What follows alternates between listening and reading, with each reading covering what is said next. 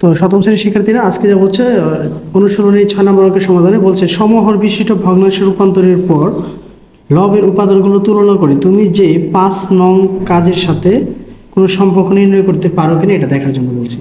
তাহলে প্রথমে আমরা আগে একটা ঘর করে নিব 6 নং করার জন্য।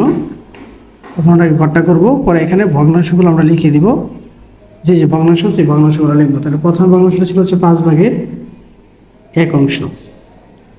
ঠিক আছে। এটাকে যখন আমরা সমহর বিশিষ্ট ভগ্নাংশে করছিলাম, এই সমহর বিশিষ্ট ভগ্নাংশের লবটা ছিল হচ্ছে 2, আর 10/3 যেটা ছিল, এটাকে যখন আমরা সমহর বিশিষ্ট ভগ্নাংশে করেছিলাম তখন এটা লব ছিল হচ্ছে 3। তাহলে যে 2, 3 এর লসাগু হচ্ছে মূলত 6, এবং ন্যূনতম গুণিতক, এটা গুণিতক ছিল হচ্ছে 3টা, আর এটা গুণিতক ছিল হচ্ছে 2টা। ঠিক আছে। তাহলে এই যে আমরা 6কে যদি এখন 2 দ্বারা ভাগ করি, এই 6কে যদি 2 দ্বারা ভাগ করি তাহলে কত হয়ে যাবে 3। অর্থাৎ এখানে লেখা আছে যে লবগুলো লসাগু ভাগ লব। লবগুলো লসাগু হচ্ছে কি 6 ভাগ লব হচ্ছে 2, তাহলে কত হয়ে যাবে 3। আর এটাকে যদি আমরা ভাগ করি 6 ভাগ হচ্ছে 3 সমান কত হয়ে যাবে 2। এবার হচ্ছে দ্বিতীয়টা হচ্ছে 6/1 ছিল, আর আরেকটা ছিল হচ্ছে 8/5। এটাকে যখন আমরা সমহর ভগ্নাংশে করলাম, সমহর ভগ্নাংশে করলে এটার লব হয়ে গেছিল হচ্ছে 4, অর্থাৎ 4 দ্বারা গুণ করছিলাম, 4 6 24। তাহলে এটা 3 দ্বারা গুণ করতে হবে, 3 5 কত হয়ে যাবে 15। তাহলে 4 আর 15 যদি লসাগু করি, 4 15 হচ্ছে 60। এবার এটা ন্যূনতম আমরা গুণিতক বের করেছিলাম হচ্ছে 15টা, আর এটা ন্যূনতম গুণিতক হচ্ছে 4টা। এখন যদি আমরা ভাগ করি, প্রথম হচ্ছে 60 ভাগ হচ্ছে 4, তার মানে হচ্ছে 15টি, আর এটা হচ্ছে 60 ভাগ হচ্ছে 15 সমান হচ্ছে 4টি। তো এবার যা হচ্ছে তারপরে যে ভগ্নাংশটা ছিল এটাতে যাব, যে 7/2 ও 8/6। 7/2 এটা হচ্ছে 8/6। তবে 7/2 এটাকে যখন আমরা বের করেছিলাম তখন এটা ন্যূনতম আমরা 8টা সমহর ভগ্নাংশের লবটা যে বের করেছিলাম, সমহর লবটা বেরিয়েছিল হচ্ছে এখানে 8, আর এটা ছিল হচ্ছে 21। 8 আর 21 লসাগু হচ্ছে 168। তাহলে এটা গেছিলাম হচ্ছে 21 বার, আর এটা হচ্ছে 8 বার। 168 ভাগ হচ্ছে 8 দিলে হয়ে যাবে হচ্ছে 21, আর 168 ভাগ যদি দিই 21 তাহলে হয়ে যাবে হচ্ছে 8।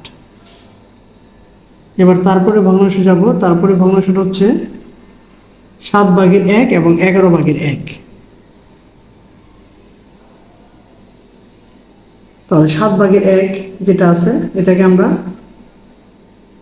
যখন করেছিলাম তখন 11, কারণ 7 11 77, আর এটাকে 7 দিয়ে গুণ করবো, তাহলে 7 11 এবং 7 এর লসাগু হচ্ছে 77। এবার এটা হচ্ছে 7 বার, এটা হচ্ছে কি 11 বার। কীভাবে হলো? 77 ভাগ যদি 11 দিই তাহলে হচ্ছে 7 বার, আর এখানে যদি 77 ভাগ 7 দিই তাহলে হচ্ছে 11। তো এরপরে ভগ্নাংশটা যাবো। এরপরে ভগ্নাংশটা ছিল হচ্ছে 2/1, একটা ছিল হচ্ছে 3/1, একটা ছিল হচ্ছে 4/1। তাহলে 2 3 4 এর লসাগু ছিল হচ্ছে 12। তাহলে 6 2 12, এটা ছিল হচ্ছে 6 বার। 3 4 12, 4 বার, এটা হচ্ছে 3 বার।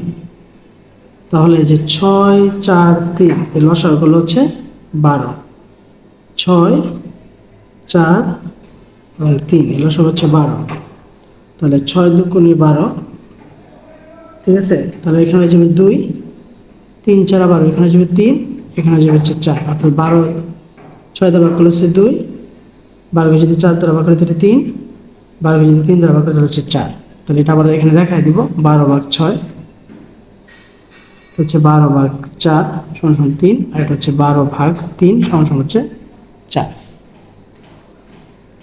এবার যাবো সর্বশেষ যে আমাদের ভগ্নাংশটা ছিল, ভগ্নাংশগুলো ছিল, এটা হচ্ছে 10/3, 5/1, 10/3, 15/7। 5/1, 10/3, 15/7। তো ঠিক আছে, তো এটাকে আমরা কীভাবে করছিলাম, এটা করছিলাম হচ্ছে 5, 10 আর 15। ঠিক আছে, এটাকে যদি আমরা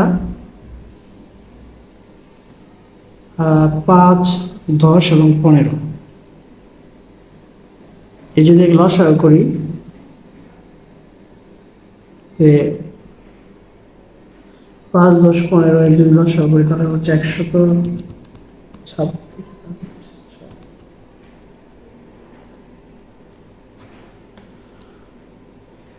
এটাকে আমরা প্রথমে করছিলাম হচ্ছে 30, যেমন 5, 6, 30, তার মানে হচ্ছে 6, এটা হচ্ছে 3 10 30, তার মানে হচ্ছে 3, আর 3 থেকে এটা হয়ে যাবে হচ্ছে 9, 5, 6, 30, এটা হচ্ছে 6, 5 ভাগের 1 অংশ, আর এটা হচ্ছে 9, আর 15 দুগুণে 30, এটা হচ্ছে 14। তাহলে 14, 9 আর হচ্ছে 6, এর যদি আমরা লসাগু করি তাহলে হচ্ছে 126। 14, 9 এবং 6 লসাগু হচ্ছে 126। তো এবার হচ্ছে আমরা 126কে যদি 6 দ্বারা ভাগ করি, ঠিক আছে, 126কে 6 দ্বারা ভাগ করলে হয়ে যাবে হচ্ছে 21। 126কে যদি 9 দ্বারা ভাগ করি তাহলে হয়ে যাবে হচ্ছে 14, আর 126কে যদি 14 দ্বারা ভাগ করি তাহলে হয়ে যাবে হচ্ছে 9। তাহলে এটা হচ্ছে সবগুলো ভাগফল। এবার কীভাবে বলবো এটা আমরা দেখাই দিই। 126 ভাগ হচ্ছে 6 দিলে হবে হচ্ছে 21, আবার 126 ভাগ যদি দিয়ে হচ্ছে 9 তাহলে হয়ে যাবে 14, আবার 126 ভাগ যদি দিয়ে হচ্ছে 14 তাহলে হয়ে যাবে কি 9।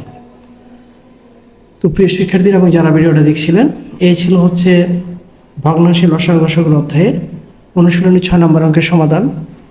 ভিডিওটি শুরু থেকে শেষ পর্যন্ত দেখলে অঙ্কগুলো সহজেই বোঝা যাবে। আর সবার কাছে একটা রিকোয়েস্ট থাকবে মাঝ থেকে অঙ্কগুলো না দেখার জন্য, শুরু থেকে শেষ পর্যন্ত দেখার জন্য, তাহলে অঙ্কের নিয়মটা বুঝতে পারবেন। তো আমি এই চ্যাপ্টারে সকল অঙ্কেরই সমাধান করেছি এবং সকল অঙ্কের ভিডিওই প্লেলিস্টে দেওয়া আছে। তো আপনাদের কাছে ভিডিওটি যদি ভালো লেগে থাকে তাহলে চ্যানেলটাকে অবশ্যই সাবস্ক্রাইব করবেন এবং ভিডিওটি সবার মাঝে শেয়ার করবেন। ধন্যবাদ সবাইকে এতক্ষণ ভিডিওটি মনোযোগ দিয়ে দেখার জন্য।